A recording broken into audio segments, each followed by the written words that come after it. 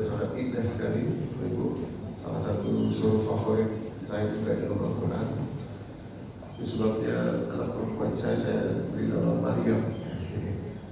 Jadi kalau Ibu perhatikan di situ ada fatah tajwid semua, fatah tajwid. Dan Nabi Zakaria itu seperti berpuisi. Baik, izin Pak Ustaz, tadi kurang satu ayat ya itu. Oh iya. Ya, dan kesejahteraan bagi dirinya pada hari lahirnya, pada hari wafatnya, dan pada hari dia dibangkitkan hidup kembali. Mohon maaf Bapak dan Ibu semua. Masih baik. Baik Bapak Ibu, Bismillahirrahmanirrahim. Alhamdulillahirabbil alamin. Wa bihi nasta'in ala umuri dunya waddin. Wassalatu wassalamu ala nabiyina Muhammadin wa ala alihi wa sahbihi ajma'in. Alhamdulillah Bapak Ibu yang dirahmati Allah, jamaah sekalian, kita kembali bisa berjumpa wabil khusus penuh keberkahan dalam bulan Ramadan ini. Semoga Allah ridho kepada kita semua. Puasa yang sudah kita lakukan, mudah-mudahan Allah menerimanya sebagai amal ibadah yang baik, ya, dan mudah-mudahan sisa Ramadan kita insya Allah bisa kita laksanakan dengan juga penuh keberkahan. Salawat dan salam dari senantiasa kita sampaikan curahkan kepada baginda Nabi Muhammad SAW. Demikian pula pada seluruh keluarga dan sahabat beliau. Semoga kita istiqomah dalam belajar, dalam mengamalkan dan mendakwahkan nilai-nilai yang beliau SAW telah ajarkan untuk kita semua. Bapak Ibu yang dirahmati Allah, pada kesempatan pagi hari ini di bulan Ramadan ini, insya Allah kita akan membahas satu tema dalam Al-Quran, namanya Qardun Hasanah, atau seni berbarter dengan Allah Subhanahu wa Ta'ala. Qardun Hasanah atau seni berbarter dengan Allah Subhanahu wa Ta'ala.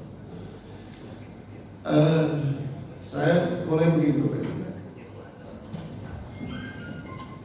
saya mulai kayak gini supaya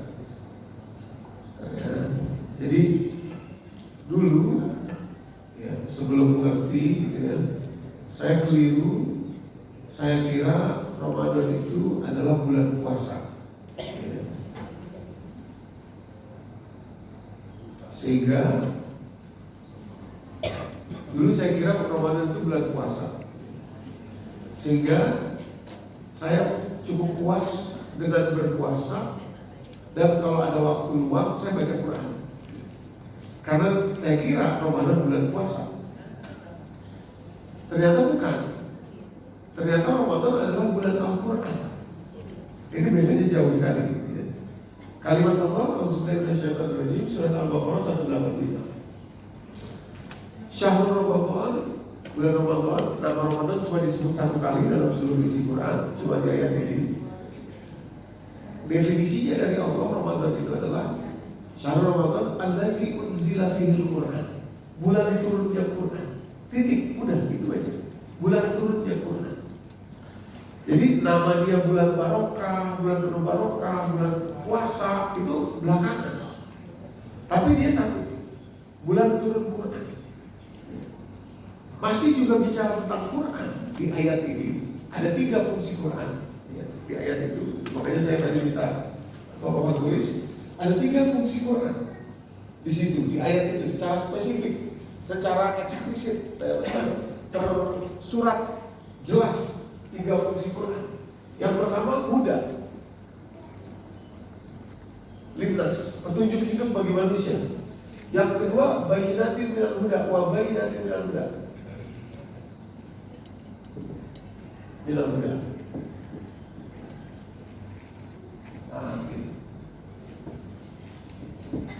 Bayyinatin minal huda. Bayyinatin minal huda itu artinya rincian detail mengenai petunjuk. Ini petunjuk secara umum ya, petunjuk umum untuk hidup manusia. Huda namanya, petunjuk. Bayyinatin minal huda, Dan satu lagi Al-Furqan. Al-Furqan.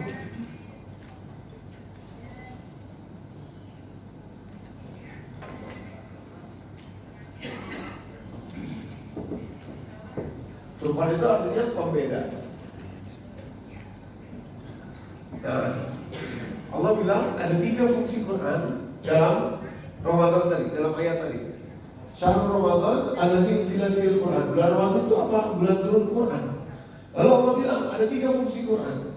Hudan linnas wa bayyinatin minal huda wal furqan. Ya, ada 3 fungsi Quran. Baru kemudian setelah itu, setelah menyebutkan tentang bulan turun Quran dan fungsi Quran, baru ada huruf fa di situ, namanya fa'atof. Fa ini namanya fa'atof. Fa'atof inilah yang membedakan. Yang dulu saya tidak pahami, yang keliru saya pahami dulu. Kalau nggak ada fa, ya kalau nggak ada fa namanya fa'atof. Terus di sini, fa'atof di sini. Fa'atof namanya, pakai bahasa Indonesia. Fa'atof. Fa'atof itu apa? Fa'atof itu artinya sebab akibat. Nah, sebab akibat. Jadi kalau ada huruf fa itu sebab akibat.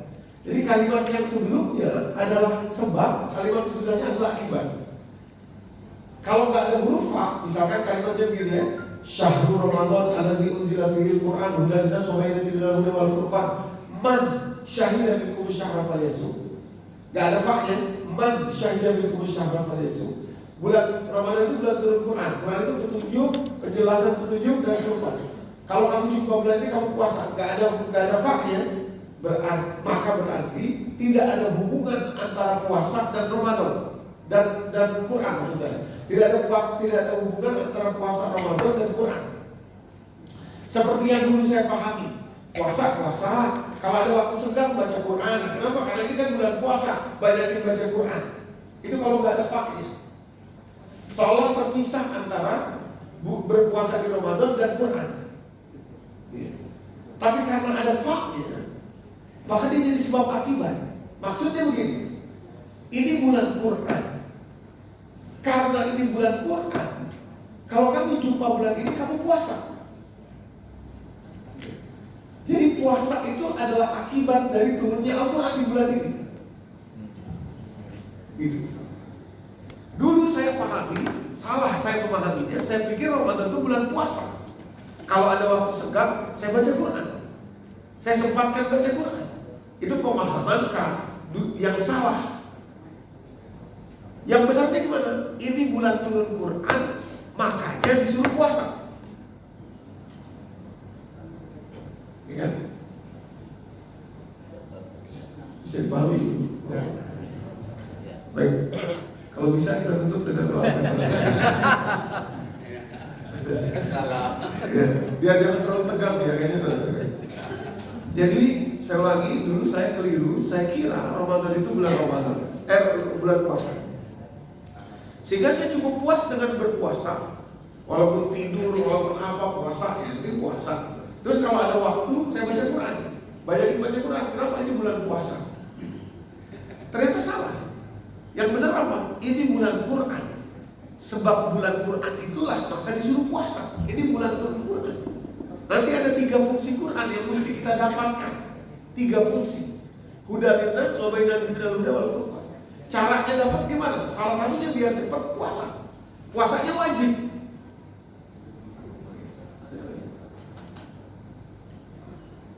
Kok jadi diam begini? Ya. Mikir. Makan sahurnya banyak kan tadi ya? Nah, sekarang pertanyaannya begini, kenapa bulan Quran malah disuruh puasa? Begitu ya? Tadi kata Allah ini bulan turun Quran. Kalau kamu jumpa bulan ini kamu puasa. Loh, kok bulan Quran malah disuruh puasa? Kalau bulan Quran suruh baca Quran itu mudah. Ini bulan Quran. Kalau kamu jumpa bulan ini wajib baca Quran ya. Oh ya ngerti. Oke. Tapi kenapa bulan Quran disuruh puasa? Ini nanti kaitannya dengan hudan linnas wa bayyinatin minal huda wal furqan. Baru nanti kita jelaskan qadran hasanah. Jadi rupanya berpuasa itu adalah cara, metode mempersiapkan diri tubuh kita ini supaya masuk Quran dengan mudah, supaya 3 fungsi Quran ini bisa masuk ke dalam tubuh kita, diri kita. Makanya kita disuruh puasa. Jadi puasa itu bukan target akhirnya. Saya tadi dari Cibubur ke sini. Target akhir saya, tujuan akhir saya Masjid Al-Hidayah. Kalau saya berhenti di pintu tol Karawaci, karena saya pikir udah sampai Karawaci. Saya sudah sampai Karawaci, tapi saya belum sampai kepada titik tujuan akhirnya. Puasa itu tujuan antaranya, tapi tujuan akhirnya bukan puasa. Nah dulu saya keliru, saya pikir bulan puasa ini. Makanya saya sudah cukup berbangga, sudah cukup oke dengan berpuasa, dan kalau ada kesempatan baca Quran. Padahal bukan, dia bulan Quran. Puasa adalah caranya. Nah rupanya dia yang dirahmati Allah Bapak Ibu, ketika seseorang berpuasa, ususnya itu memproduksi hormon namanya grelin. Ini kenapa bulan Quran disuruh puasa? Hormon grelin, saya tulis di sini ya. Grelin. Tulisannya harus benar, kalau mau nyari nanti di Google, di AI. Grelin, G-H-R-E-L-I-N, grelin. Usus kita, usus manusia ketika puasa, gak makan, gak minum, mengeluarkan hormon namanya grelin. Hormon tuh biasanya namanya gitu-gitu, dopamin, serotonin, oksitosin, gitu ya. Terus apalagi insulin. Insulin itu hormon diproduksi oleh pankreas. Pankreas itu kelenjar. Nah demikian juga leptin, gitu ya. Dan grelin. Grelin ini apa? Grelin ini adalah hormon yang hanya ada ketika kita lapar. Dan rupanya inilah salah satu rahasia kenapa bulan Quran disuruh puasa, untuk ngincer supaya hormon grelinnya banyak. Sebab hormon grelin itu pertama bisa menumbuhkan sel otak yang baru yang tadinya gak ada, walaupun kita sudah tua. Maka itu gak ada istilah sudah tua susah belajar, gak ada istilah. Kenapa? Karena begitu seseorang berpuasa, lapar dia, hormon grelinnya banyak, sel otak barunya tumbuh. Jadi satu di bulletin namanya New Scientist, bulletin ini sangat prestisius ya di Amerika. Hungry stomach hormones promotes growth of new brain cell. Jadi hormon ketika perut seseorang lapar, maksudnya grelin tadi, promotes growth of new brain cell, membuat sel otak baru tumbuh. Maka itu kata Allah, ini bulan Quran. Kalau kamu jumpa bulan ini, kamu puasa supaya hormon grelin banyak dan menumbuhkan sel otakmu yang baru. Lalu masukin Al-Quran sebagai petunjuk hidup, sebagai penjelasan rinci dari petunjuk itu, dan Furqan di sel otak yang baru itu.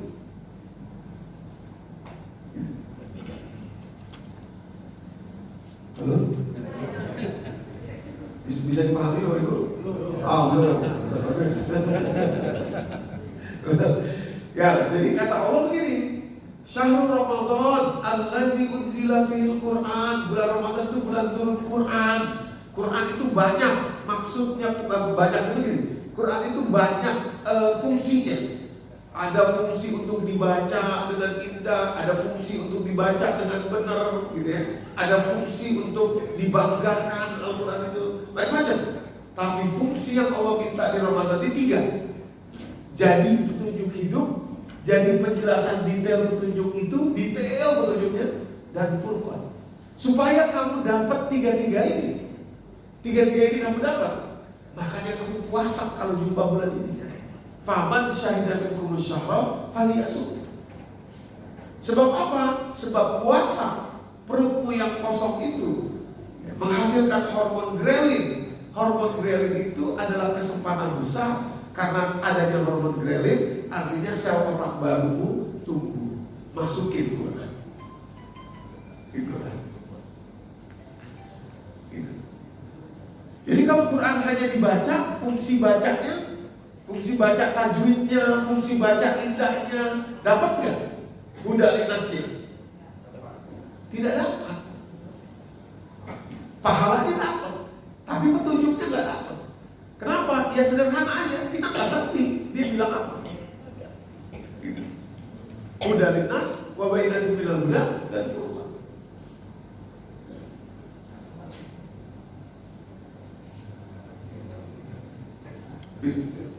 Bisa dipahami sendiri Bapak Ibu? Belum. Serba salah kalau belum, kalau udah berakhir gitu ya, kalau belum. Nah, oke, lanjut aja dulu lah ya. Itu yang pertama. Jadi orang puasa sel otak barunya tumbuh sebab dia tidak makan dan tidak minum. Kata Allah ini bulan Quran, kalau kamu jumpa bulan ini puasa. Biar sel otak baru menumbuh, masukin Quran. Udarinas, spesifik loh. Allah bilang itu spesifik banget. Petunjuknya, ambil petunjuknya buat hidup. Setelah itu ambil detail petunjuknya dari situ, detailnya, rinciannya. Setelah itu ambil pembeda furqannya.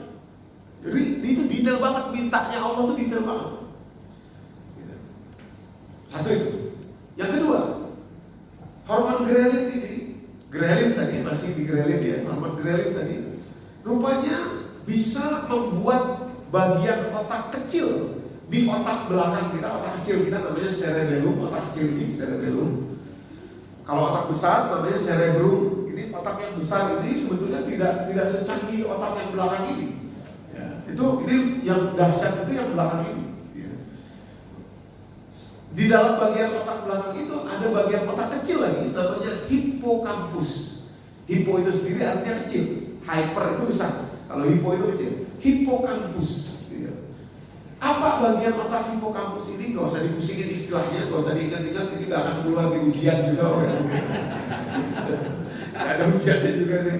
Tapi kita harus ngerti aja, umat Islam harus cerdas. Ya. Nanti kalau ditanya kenapa kamu puasa, ngapain orang pada makan kok kamu puasa?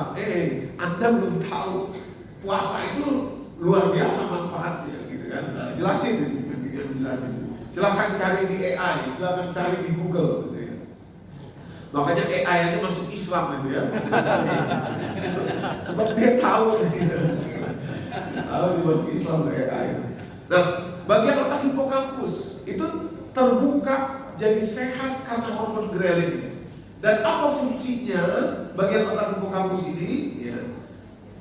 Fungsinya ada 14 bagian otak hippocampus itu. Tentu kalau kita buka semua nanti jadi kuliah kedokteran ya kayaknya. Jadi kita fokus aja satu yang paling penting, poin satu.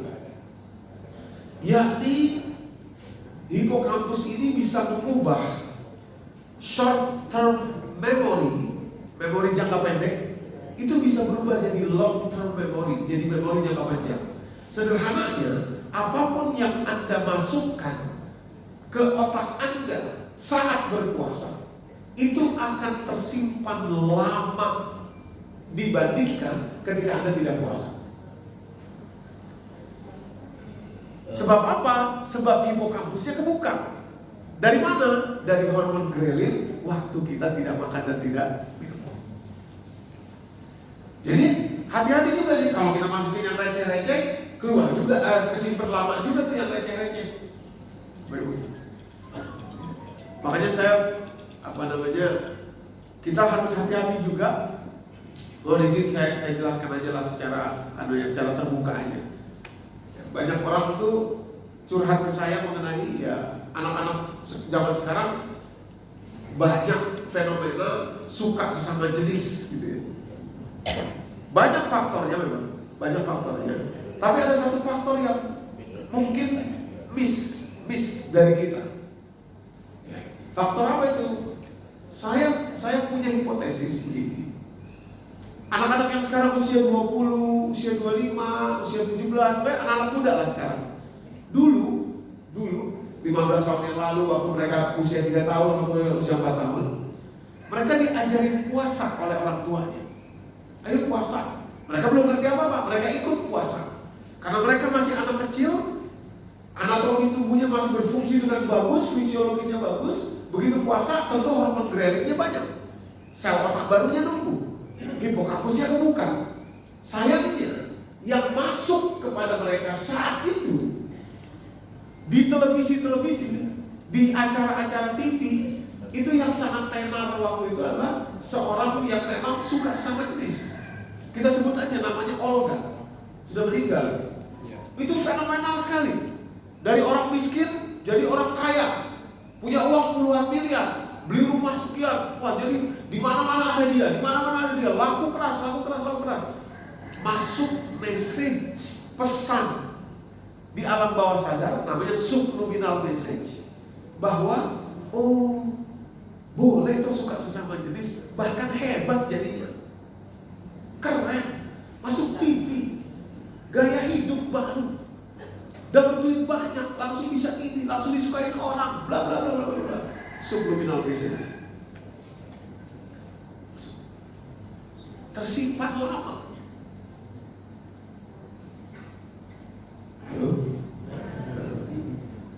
Jadi waktu kita puasa ini, tubuh kita itu seperti spons, busa yang menyerap apapun juga.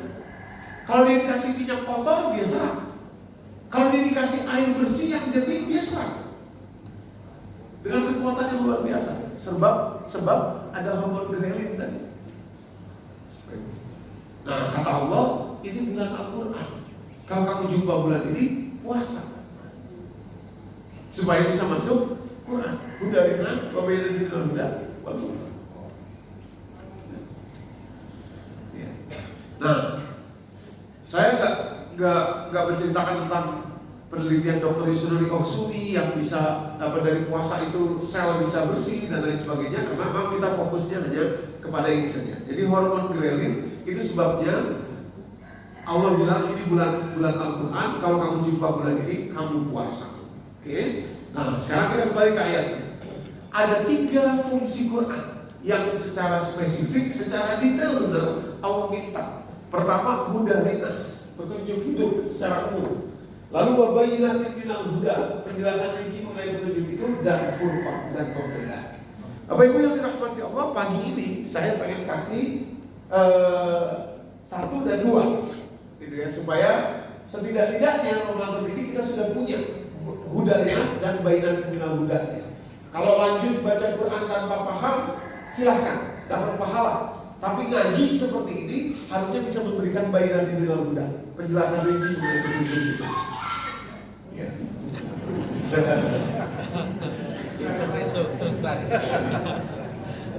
Biar banyak senyumnya ya, iklan. Jadi jangan sampai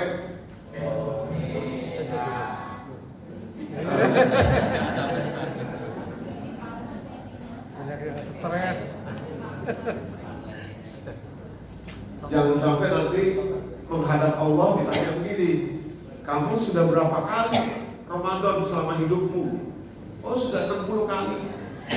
Saya minta 3 dari Ramadan itu, dari Quran itu selama Ramadan. Kamu dapat nggak? Apa yang 3 itu? Petunjuk hidup, penjelasan rinci mengenai petunjuk, dan furqan. Dapat nggak kamu selama 60 kali Ramadan itu? Nggak dapat ya Allah. Loh, kamu nggak ikut ngaji? Ngaji di mana? Di Al-Hidayah. Siapa yang ngajar? Ustaz Dodi. Waduh, ini saya nggak diajarin sama ustaznya gitu kan. Petunjuk hidup yang mana nggak diajarin? Bayyinatin minal huda nggak dijelasin. Nah, makanya untuk supaya saya nggak ditanya nanti di akhirat, saya jelasin sekarang gitu ya. Bayyinatin minal huda, penjelasan rinci mengenai petunjuk. Setidak-tidaknya udah dijelaskan begitu.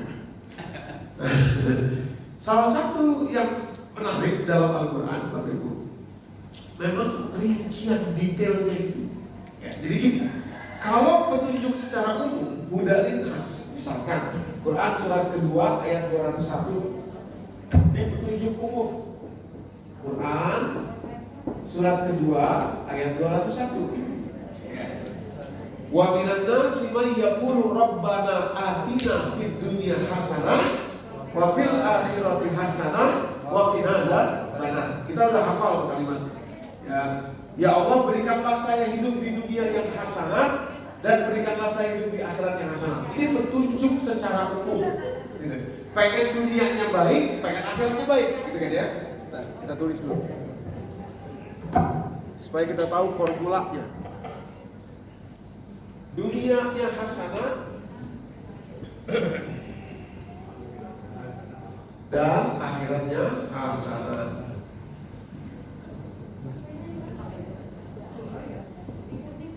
Hasanat itu apa? Hasanat itu kebaikan tertinggi.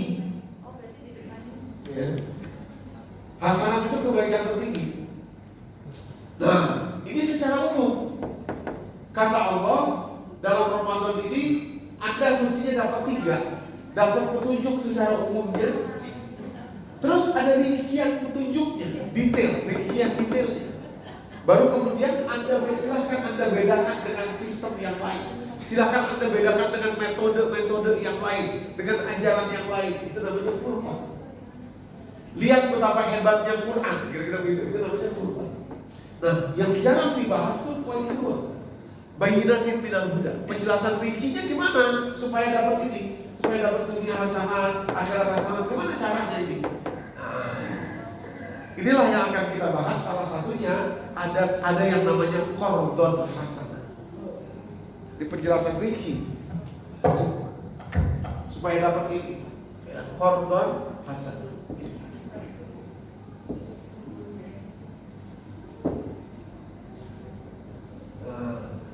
Qardun hasanah. Jadi ada rinciannya, semua ada rinciannya dalam Quran itu. Makanya saya sering bilang, siapa yang mau hidupnya bebas secara finansial, duitnya cukup, silahkan, Al-Quran punya. Cara detailnya ada. Gimana caranya ada. Loh, kok jadi diam lagi? Cara detailnya ada. Nah, ini juga kalau dunia pengen hasanah, dunia akhirat pengen hasanah ada. Misalkan ya, saya ngawur dulu sebentar. Gimana caranya supaya bebas finansial dalam Quran? Ya, misalkan, salah satu caranya adalah Quran surat ke-2 Al-Baqarah ayat 282 di bagian rincian detail ini. 282. Akuntansi ayat terpanjang di Al-Quran. Gak ada cerita kita mau bisnis apapun, kalau pencatatan keuangannya tidak bagus, gak bakal ada ceritanya. Tapi produk boleh saja tidak terlalu bagus, asal pencatatan keuangannya bagus. Makanya di dekat rumah ibu saya ada tukang jualan ayam fried chicken. Wah, itu enak sekali ayam fried chickennya Bapak Ibu. Maaf kok ngomong ayam fried chicken ini ya. Gak sih, mau kasih contoh aja. Itu enak sekali. Tapi masalahnya adalah kalau hari ini kita beli enak, mungkin 3-4 hari lagi kita beli lagi, beda rasanya. Satu kali saya pernah gini, Bapak kenapa kok rasanya beda? Memang nggak dicatat ini ramuannya, bumbunya, cara masaknya. Oh nggak usah, saya sudah di sini. Sudah hafal saya di sini. Ini yang membedakan dengan orang lain.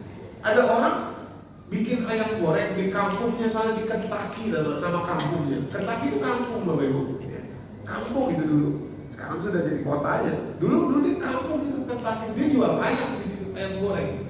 Tapi dia catat betul semua bumbu-bumbunya, sebanyak apa dia catat, cara gorengnya dia catat, berapa panas minyaknya dia catat, dan dia tidak mau kecuali harus seperti apa yang dia catat.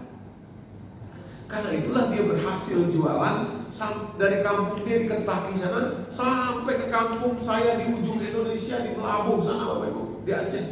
Ada itu dia jualan Kentucky Fried Chicken itu. Sama rasanya.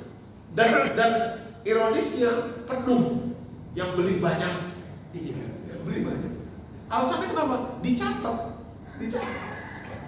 Kalau karyawan yang menyalahi catatan itu dipecat. SP1, SP2, SP3 dipecat. Minyaknya aja harus panas apa? Itu ayam yang original sama yang crispy. Awas jangan dibayangkan ya.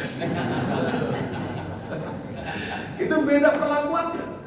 Kalau salah perlakuan karyawannya, SP. Nah, seandainya kita punya produk dan mengikuti Al-Quran, dicatat betul, itu luar biasa. Itu salah satunya ya, salah satu bagaimana cara bayinatin bidal huda ini, ya. Biar hidup kita tuh betul-betul jadi lebih baik. Nah, dalam pagi ini yang akan kita bahas namanya qardun hasan sebagai satu bayinatin bidal huda, penjelasan rinci mengenai petunjuk, seni berbarter dengan Allah.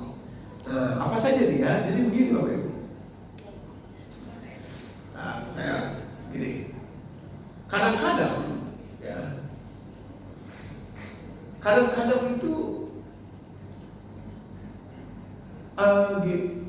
kadang-kadang kita karena tidak dijelaskan bayinatin bidal huda tadi, nggak dijelaskan secara detail, kita pikir semua ujian itu sama-sama nggak enak, ditangisi, pesimis, wah berat ini ujian dan lain sebagainya. Padahal ternyata tidak. Ada jenis-jenis ujian yang sebetulnya tidak layak ditangisi. Nah, ada jenis-jenis ujian yang tidak layak ditangisi. Contohnya apa? Anak itu tidak layak ditangisi. Orang bilang begini, Ustaz, aduh anak saya susah banget diajaknya, aduh gak ngerti deh, apalagi harus dia bukannya tambah ini malah jauh, gak layak gitu. Sebab apa? Sebab dalam Al-Quran, anak itu tidak disyaratkan berhasil oleh Allah. Awas, jangan salah. Orang tua kan jadi stres karena melihat hasilnya gimana nanti dia jadi apa, tidak kelihatan gimana.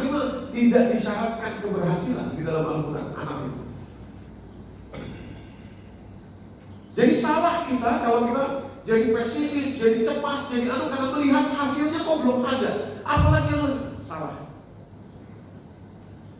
Harusnya gimana? Apa yang disyaratkan Allah terhadap anak tadi itu cuma satu aja. Terus berdakwah kepada anak. Jadi selama kita terus berdakwah kepada anak, nggak perlu khawatir. Tapi hasilnya, nah itu yang tidak boleh. Dari mana tahunya ini? Dari Al-Quran. Lihat Nabi Nuh alaihissalam, nggak berhasil beliau mengajak anaknya, tapi beliau terus mengajak anaknya sampai detik terakhir, sampai wafat, sampai maut memisahkan, terus mengajak anaknya, tidak berhenti. Dan Allah kemudian membanggakan Nabi Nuh karena usahanya itu, bukan karena hasilnya. Jadi sudah tidak layak ditangisi. Oke.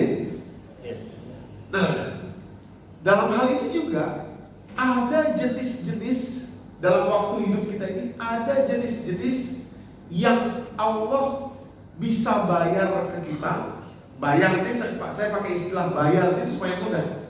Allah mau membayar ke kita dengan harga yang jauh tinggi, lebih jauh tinggi daripada yang lainnya. Ada 6 kategori. Nah, ini namanya qardun hasan. Ada 6 kategori yang Allah bersedia bayarnya tuh jauh lebih tinggi. Ada 6. 1, nanti kita buka, 2, 3, 4, 5, 6. Ada 6 kategori.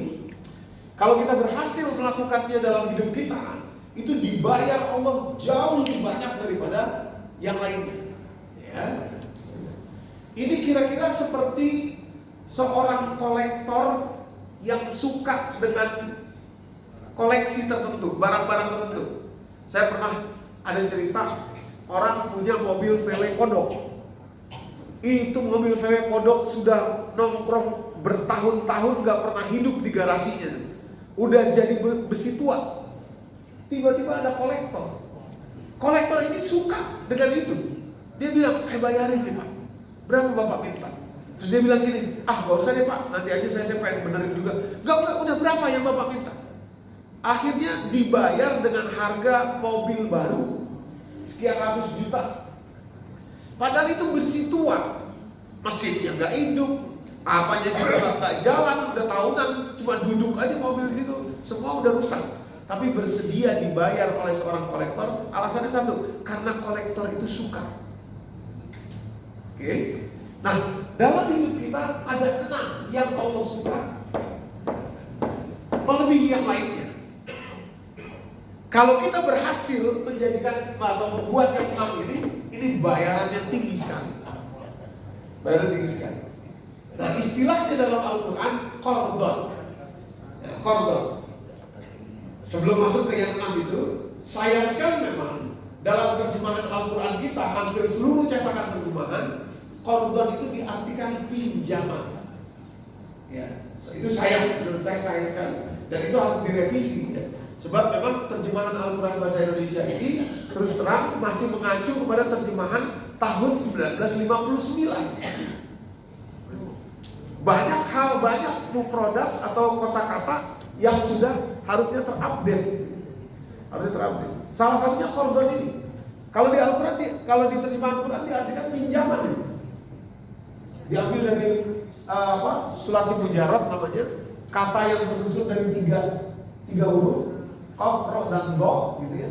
Makanya ada istilah kirat itu diartikan pinjaman.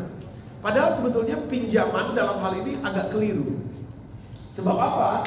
Sebab yang namanya pinjaman itu tidak boleh dibayar melebihi pinjamannya itu. Jadi misalkan kalau di Quran diartikan memberikan pinjaman yang baik, boleh mungkin dibacakan Pak sebagai contoh Pak Heki tadi. Quran surat kedua 245 Pak. Coba kita dengerin terjemahnya dalam bahasa Indonesia ya, supaya kita tahu artinya itu kurang tepat. Saya mau bilang Bapak Ibu, kadang-kadang membaca terjemahan itu tidak cukup. Harus ngaji. 245 Pak. Coba kita dengarkan terjemahnya ya Bapak Ibu ya. Barang siapa meminjami Allah dengan pinjaman yang baik, maka Allah melipat gandakan ganti kepadanya dengan baik. Allah menahan dan melampang rezeki dan kepadanya lah kamu dikembalikan. Nah itu dia. Man zallazi yuqridullaha qardan hasan. Sayang sekali kalau terjemahan itu diartikan siapa yang bisa memberi pinjaman kepada Allah dengan pinjaman yang baik. Nah ini keliru. Terus terang aja kita harus sampaikan dengan clear, jelas. Kenapa? Pertama karena yang namanya pinjaman itu tidak boleh dibayar lebih. Kalau dibayar lebih namanya riba. Salah, pinjaman itu nggak cocok. Ya, pinjaman itu nggak cocok. Yang benar apa? Harusnya qardon itu, yang benar itu barter. Kalau barter itu terserah mau harganya berapa, si kolektor tadi yang suka ini mau dia hargai berapa, ini itu terserah dia. Kalau orang bilang gak masuk akal harganya kok tinggi banget, mau dia suka kok. Iya. Jadi bayarnya terserah dia, terserah yang membayar berapa itu. Jadi ditukarkan dengan apa yang dia sukai. Tukarkan. Qardon hasanah. Ya, barter. Lebih cocok, barter itu lebih cocok. Makanya judul kita seni berbarter dengan Allah. Barter dengan Allah. Ya, dibayarnya itu seperti kolektor, ya, tinggi. Oke. Nah, apa saja yang 4 itu? Apa saja yang 4 itu? Jadi kalau barter itu boleh saja dengan jumlah yang jauh lebih besar, dengan jenis komoditas apapun yang ditukarkan yang sesuai dengan keinginan kolektor tadi, itu bisa dibayar dengan harga yang luar biasa. Luar biasa. Kemarin di Jepang itu kami melihat ada satu kartu Pokemon, ya, Pokemon itu harganya kalau dihitung ke rupiah bisa 30 juta dijual harganya. Terus teman kita yang orang Jepang itu bilang gini, wah ini nih biasanya cuma 2 hari laku. Kartu Pokemon ada orang beli harga 30-an juta, dicari. Kalau kita pikir, ya Allah rugi amat orang beli gitu kan ya. Tapi buat dia mah enggak, sebab dia suka, itu hobi dia, suka. Buat dia itu nilainya tuh bukan segitu. Jadi dia merasa beruntung dapat itu. Begitulah Allah kepada kita dalam 6 kategori. Namanya korban hasanah. Maka tadi Allah katakan Allah lipat gandakan. Bayar. Nah, itu. Apa yang 6 ini? Yang pertama, surat kedua 245. Nanti insya Allah kalau waktu cukup kita bahas lebih dalam. 245. Apa yang 245 ini? Saya hapus dulu ya biar saya tulis biar. Yang 245 ini adalah usaha kita dalam masa hidup kita berusaha untuk tidak takut mati,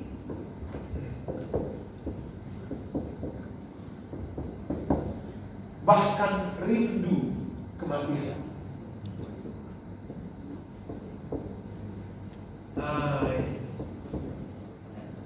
Rindu kematian.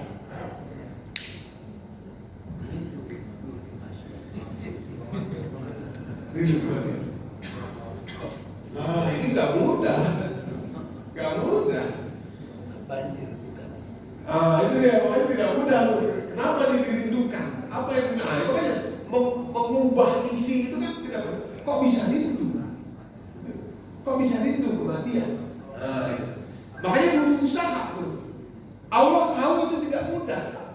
Saking baiknya Allah sebagai kolektor tadi, kalau Anda berusaha saja, berusaha keras untuk membuat rindu itu ada dalam diri Anda, Allah bayar dengan lebih. Rindu kematian. Nanti kita bahas lebih dalam. Saya pengen jabarkan dulu 6 dulu. Perkenalkan 6 dulu. Yang kedua surat Al-Maidah ayat ke-12. Al-Maidah ayat 12. Quran surat kelima ayat 12. Usaha kita, apa yang 5 ayat 12 ini? Usaha kita untuk memenuhi janji kepada Allah. Loh, emang ada janji sama Allah? Ada. Janji kita kepada Allah. Nah, penuhi ini. Dan tentu itu tidak mudah. Penuhi janji kepada Allah. Ya, tidak mudah. Tapi kita berusaha. Nah, itu Allah bayar nanti. Apa contohnya? Contohnya sedikit ya, saya buka sedikit tapi mungkin nggak kita bahas sekarang. Apa contohnya ini misalkan ya, yang Allah bilang sendiri nih janji. Allah sebut itu janji soalnya. Misalkan ada 2 janji kita kepada Allah tuh. Yang poin kedua aja biar gampang. Surat Ar-Ra'd ayat ke-20 dan 21.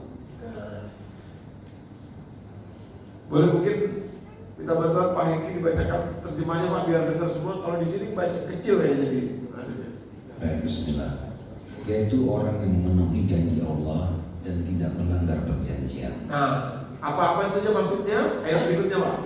Dan orang-orang yang menghubungkan apa yang diperintahkan Allah agar dihubungkan, dan mereka takut kepada Tuhannya dan takut kepada hisab yang buruk. Nah, jadi rupanya janji itu kita kepada Allah itu adalah menghubungkan tali yang Allah perintahkan untuk disambung. Apa itu tali yang Allah perintahkan untuk disambung?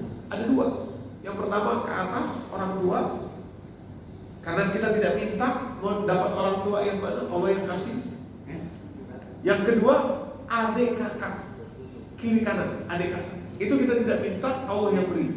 Dan yang ketiga anak, Allah tidak minta, kita tidak minta, Allah yang beri. Inilah yang dimaksud yang Allah perintahkan untuk disambung. Jadi maksudnya begini, kalau orang marahan sama adik kakaknya, bermusuhan dengan adik kakaknya, berarti dia tidak menepati janjinya kepada Allah. Karena itu janji. Tidak ada cerita itu, tidak ada cerita. Tidak bisa ditawar, karena kita nggak minta, kan? Itu sebabnya Al-Quran menghabiskan banyak lembaran kitabnya untuk menjelaskan ini.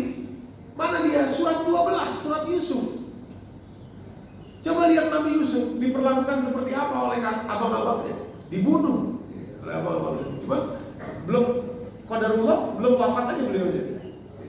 Apa yang beliau lakukan di akhir waktu ketemu pertama kali dengan abang-abangnya setelah sekian puluh tahun, setelah beliau mengalami kesulitan yang luar biasa. Kata Nabi Yusuf surat 12 ayat 92. Coba boleh Pak dibacakan lagi Pak. Surat 12 ayat 92. Ini perkataan Nabi Yusuf kepada abang-abangnya. Dan dia Yusuf berkata, pada hari ini tidak ada cercaan terhadap kamu. Cukup dulu Pak. Kata Nabi Yusuf kepada abang-abangnya, mulai hari ini dan seterusnya tidak akan kalian dengar dari mulut saya ini keluar cercaan atau omongan mengungkit apa yang belum pernah kalian lakukan kepada saya. Tidak ada. Gak berhenti sampai di situ. Lanjut Nabi Yusuf mengatakan apa? Mudah-mudahan Allah mengampuni kamu. Loh, didoakan oleh Nabi Yusuf. Yaghfirullahu lakum. Mudah-mudahan Allah mengampuni kalian. Tidak berhenti juga sampai di situ. Nah, berikutnya apa kata Nabi Yusuf? Dan dia Maha Penyayang di antara para penyayang. Nah, jangan putus asa, wahai abang-abangku, karena Allah menyayangi kalian semua. Itu janji kepada Allah, janji kepada Allah. Jadi maksudnya ketika orang bermusuhan dia dengan adik kakaknya atau senasab gitu ya, itu berarti dia melanggar janjinya dengan Allah. Jadi, nah tentu tidak mudah kan, ya, ada orang Ustaz itu adik saya dipercaya duit sekian, bukannya ada laporan malah tahu-tahu sudah, gitu kan. Dipercaya tanah, rupanya tanahnya digadai sama orang, bla bla bla. Saya kasih modal usaha, rupanya dipakai makan, macam-macam lah. Nah, semua kesulitan kita membuka, melapangkan dada, membuka seperti Nabi Yusuf tadi, semuanya itu Allah bayar dengan lebih. Korban hasan. Karena Allah tahu itu susah, sulit. Tapi emang harus begitu. Emang kita nggak punya pilihan lain, karena kita nggak minta kok dapat dia ya, adiknya, kakaknya, kok dapat dia nih, nggak minta. Begitu juga anak. Ya, anak tadi sudah saya katakan Nabi Nuh tidak berhasil, tapi tetap aja. Jadi nggak boleh kita bilang ini bukan lagi anak saya, nggak ada hubungan lagi, nggak boleh. Berarti melanggar janjinya dengan Allah. Oke. Masih semangat ini Ibu? Nomor 3, ini mungkin hari ini kita jabarkan dulu aja, kita perkenalkan dulu aja ya, nanti penjabarannya mungkin insya Allah kalau panjang umur kita bisa di pertemuan berikutnya. Yang nomor 3, surat Al-Hadid ayat ke-11, surat 57 ayat ke-11. 3, surat Al-Hadid. Enggak, surat Al-Kahfi itu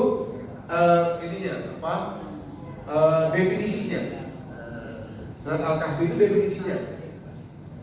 Yang surat Al-Kahfi ayat ke-17 itu maknanya, perumpamaannya, definisinya.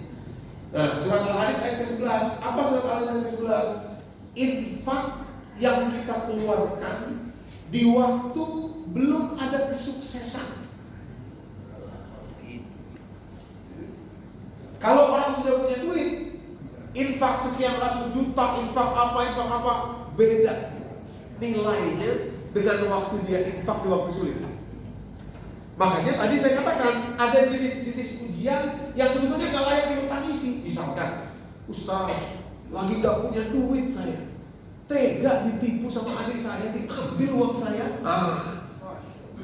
Itu sebetulnya tidak layak ditangisi. Sebab masuk 2 kategori dari korban hasanah di sini. Yang pertama janji Allah tadi, nih, janji kita dengan Allah. Yakni saudara kandung, adik kakak. Yang kedua kita infakkan. 2 kategori masuk sekaligus. Jadi kita nggak layak untuk, ini banget hidup saya, kenapa begini ya ujian saya, wah nggak layak.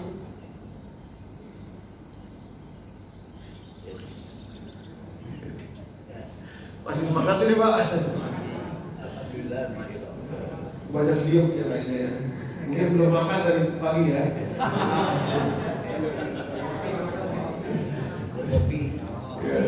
Oh iya, nggak ada kopinya hari ini, makan aja ya. Oke. Nomor 4, ya.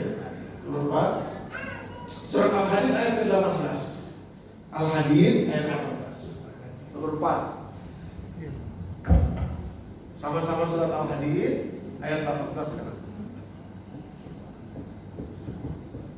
Nah, apa yang ayat ke-18 ini, surat Al-Hadid ini? Allah akan membayar lebih kalau kita bersedia berusaha untuk tetap punya koneksi yang kuat dengan Al-Quran. Gitu. Nggak mudah Bapak Ibu. Nggak mudah, apalagi mengajarkan Quran, nggak mudah. Tapi kalau kita bersedia, Allah bayar lebih kepada kita. Allah bayar lebih. Terus terang kadang-kadang ini betul-betul menjadi ayat yang menyemangati saya. Maksudnya orang mungkin nggak tahu, tapi mengajar seperti ini tuh memang lelahnya luar biasa. Tadi malam, karena berturut-turut terus gitu, nggak berhenti gitu. Tadi malam saya baru pulang malam gitu ya, karena acara buka puasa bersama di Kementerian PU. Nah, pulang malam. Sekarang pagi di sini. Nanti siang ada lagi. Terus sorenya acara buka puasa bersama di Bulungan. Habis itu sholat tarawih di Cibubur, gitu ya. Tarawihnya di Cibubur. Terus besok begitu lagi, besok begitu. Itu memang capek. Dan kadang-kadang orang nggak ngerti gitu. Orang nggak ngerti capeknya gitu ya. Orang nggak ngerti capeknya.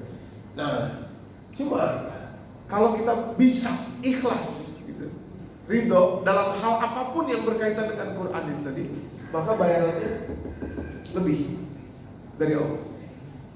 Bayaran lebih. Begitu juga Bapak Ibu, belajar ngaji.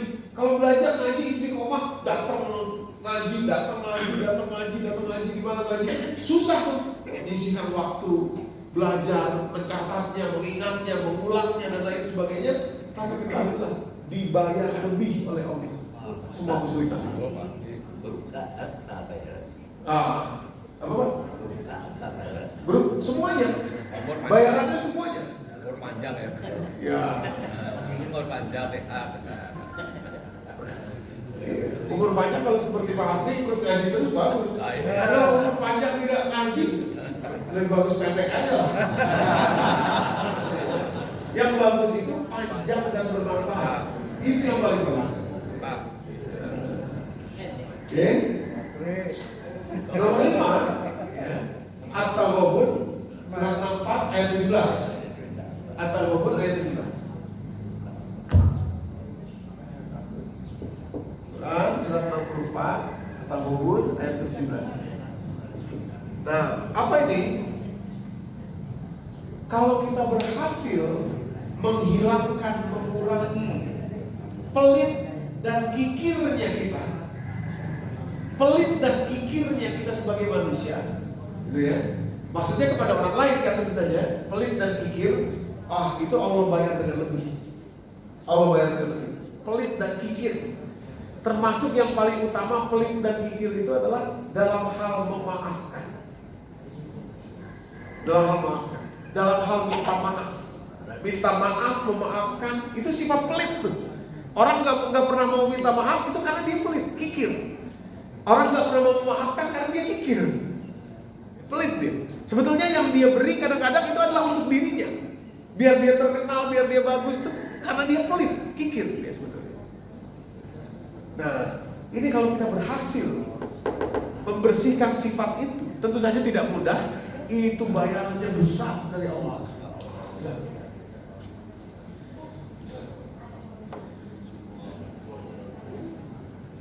Korban hasan. Misalkan seorang kakak, saya misalkan saya ini anak pertama, adik saya 5 gitu. Biasanya orang akan bilang, masa saya yang harus minta maaf sama dia? Dia kan adik saya, misalnya gitu. Itu sifat kikir tuh, sifat itu. Tapi kalau kita berhasil menghilangkan itu, kita duluan yang datang, misalnya gitu ya, maafkan abang ya, misalnya gitu ya. Walaupun belum tentu salah nih, Allah akan bayar dengan lebih. Allah Akbar. Bayar apa? Makanya nggak mudah.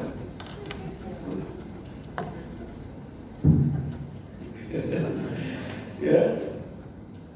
Nah, yang terakhir, yang ke-7, surat Al-Muzammil ayat ke-20.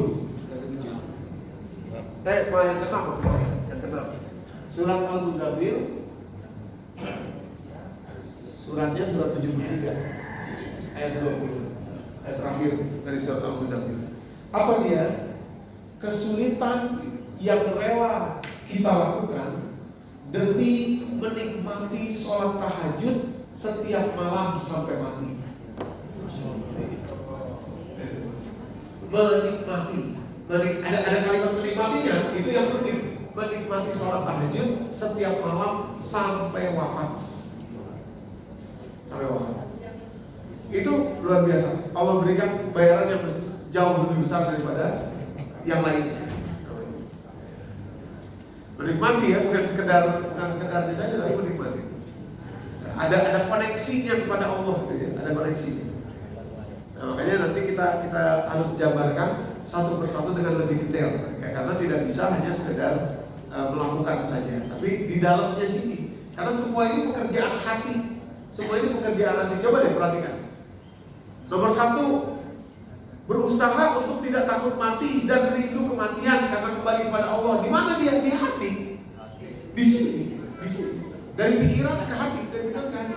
Nomor 2, berusaha menepati janji kepada Allah. Kan susah tadi seperti janji tadi. Ya, yang Allah berikan adik, kakak dan lain sebagainya, bisa kita memaafkan, bisa kita susah ya. Di hati, pekerjaan hati itu. Yang ketiga, berinfak di kala susah. Belum ada kesuksesan, belum ada apa dan lain sebagainya, mau dia memberikan infak, itu kan di sini, di hati. Gitu ya, bukan soal uangnya, bukan soal harga berapa jumlah uangnya, bukan, tapi hati. Ya. Yang keempat, kesulitan atau istiqomah untuk istiqomah bersama Al-Quran, itu kan di dalam hati, pekerjaan hati. Yang kelima, mengorbankan sifat kikir manusia, itu juga dalam hati, di dalam di sini. Begitu juga sholat tahajud, menikmati sholat tahajud setiap malam, koneksinya kepada Allah setiap malam dalam sholat tahajud, itu pekerjaan kolbu.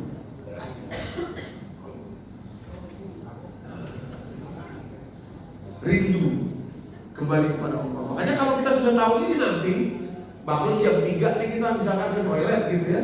Kalau ngantuk nih, masih ngantuk nih. Kalau kita nggak tahu, kita akan tidur lagi. Tapi kalau kita sudah tahu nih bayarannya besar nih, rugi kita kalau nggak ambil, kita bela-belain nih. Apapun ceritanya, gosok gigi dulu kayak apa soal untuk supaya kita betul-betul connect kepada Allah. Connectnya itu penting. Connect kepada Allah, merasakan koneksi kepada Allah. Kalau nggak bisa, kita paksain koneksi kepada Allah. Kalau nggak bisa juga, kok susah banget hati saya keras, tangisi kerasnya hati itu. Ya Allah, keras banget hati saya, kalau saya paksain, nggak ada koneksinya kepada Allah. Nah, tangisi itu ya. Iya. Gitu. Ya. Surat ke-73 ayat ke-20. Ya, tahajud, ya. Tahajud bukan sekedar gerak mekanisnya, tapi kolbunya. Jadi semua itu pekerjaan kolbu. Nah, kalau 6 ini kita lakukan, Allah bayar. Terakhir saya sebelum kita tutup, gak usah terlalu lama-lama karena ini masih bulan puasa ya, bulan Ramadan maksudnya masih berpuasa. Bapak Ibu, semua ini ya, korban hasanah ini itu sebetulnya adalah masa hidup yang akan lewat juga. Kalau kita nggak jual kepada Allah, nggak barter kepada Allah, akan habis juga. Persis seperti VW Kodok tadi, orang punya VW Kodok tadi, kalau dia tidak menerima tawaran kolektor yang mau membayar ratusan juta kepada dia, ini mobil akan jadi bangkai besi juga. Besi akan jadi bangkai tua, besi tua juga, akan habis juga. Nah, ada yang nawar jual. Begitulah korban hasanah ini. Masa hidup kita akan habis juga. Kita akan mati juga. Tapi dalam masa hidup itu ada yang Allah mau bayar dengan lebih. Kalau kita nggak jual, rugi kita. Salat malam, salat tahajud tadi, kita akan habis juga. Masa hidup kita akan mati juga kita. Sudah tidak ada lagi nanti salat tahajud di alam kubur nanti. Mumpung masih ada, pakai. Ya, paksain. Begitu juga usaha kita untuk menghidupkan atau menyukai, mencintai kematian. Rindukan kematian itu, dipaksakan juga. Toh kita akan mati juga. Iya. Bedanya kalau orang belajar merindukan kematian tadi, maka dia akan menjumpai kematian itu dengan rasa senang, dengan bahagia. Tapi kalau dia tidak belajar untuk merindukannya, dia akan mati dengan cara yang tidak suka. Dia tidak suka. Dia khawatir, dia takut.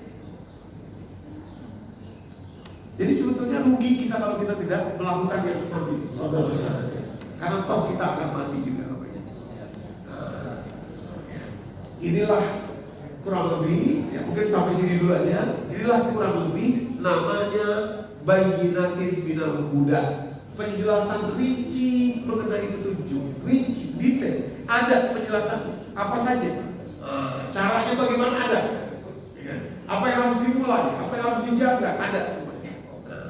Namanya bayyinatin minal huda. Penjelasan rinci mengenai petunjuk. Kalau hudanya tadi pengen hidup hasanah, dunia hasanah, akhirat hasanah. Bayyinatin minal hudanya rincian. Baru nanti furqannya pembeda. Pembeda itu maksudnya gini, coba lihat sistem-sistem yang lain. Coba lihat metode-metode yang lain. Tidak ada yang seperti ini. Tidak ada yang seperti Al-Quran. Kok hidup kita dibayar lebih oleh Allah, betul-betul dihargai betul usaha kita oleh Allah. Gitu kan? Kalau kita jual ke manusia, maksudnya jual manusia ini, kalau kita mengharapkan manusia menghargai kita akan kecewa terus. Nah ini maksudnya pembeda. Tapi kalau Allah, usaha kita yang berat itu Allah bayar. Allah lihat itu, Allah lihat.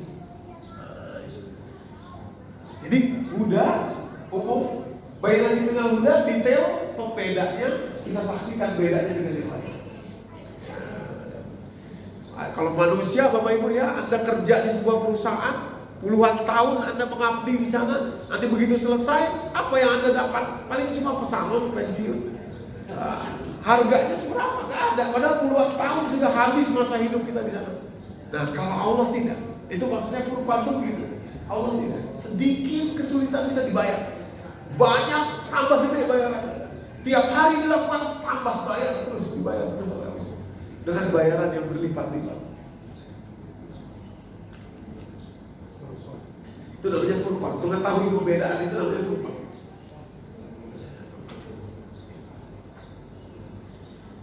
Oke, saya pikir itu saja dulu yang bisa saya sampaikan. Ini nanti kalau kita masih diberi umur oleh Allah Subhanahu wa Ta'ala, mudah-mudahan kita bisa melanjutkan pembahasannya dengan mendetailkan satu persatu mulai dari satu sampai ke enam.